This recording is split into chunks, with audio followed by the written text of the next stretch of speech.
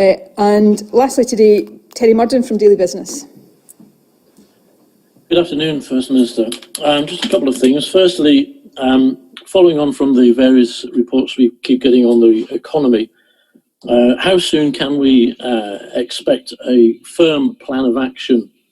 And will you start by giving a commitment to some of the unfinished projects that we still have around?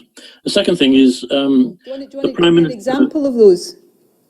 Yeah, like the sort of hospital buildings and road buildings and all that sort of thing. Will you be saying that you'll get on with it? Give me one. I mean, obviously different projects will be at different stages of development and completion. So if there's a particular project you want to ask me about it. Well, I've just mentioned a couple. There are various projects. But hospital projects is a generic thing. Road building projects is generic. If there's a project you think is not being completed on time, ask me about that project and I'll answer or get you the answer to that question. Okay. Well, will you commit to an infrastructure project, put it another way, that will actually see some firm shovel-ready projects completed? So on your first question, and I think you were on the call when Benny Higgins was here, so the timescale of when we will turn these reports into an action plan, we said that day, and we've said several times since, that we will have our response to Benny Higgins' report by the end of July. So we have been very clear about that. We have, in terms of a capital programme with shovel-ready projects, we have already announced, just 2 weeks ago, Fiona, a £230 million capital stimulus programme.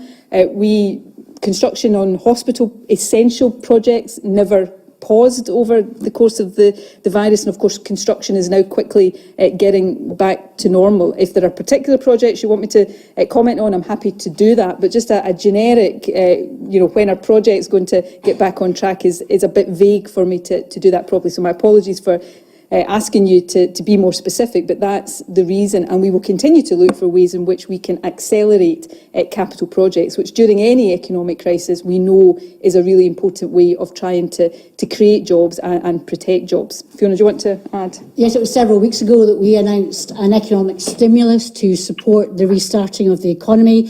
Clearly, construction has been back for some time in Scotland, but we're also looking at projects that include the following: regeneration projects affecting different parts of the country.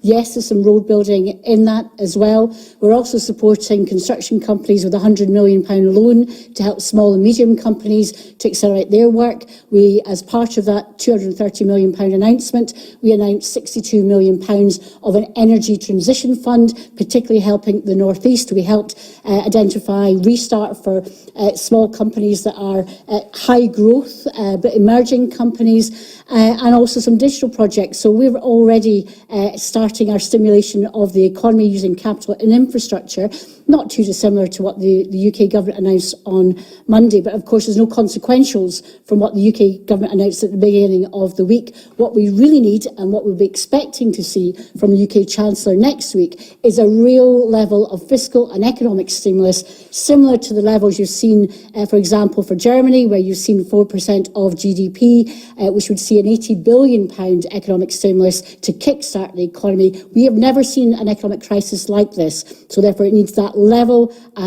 of response. We will do what we can, but we expect the UK government to step up to the mark. Okay, thanks.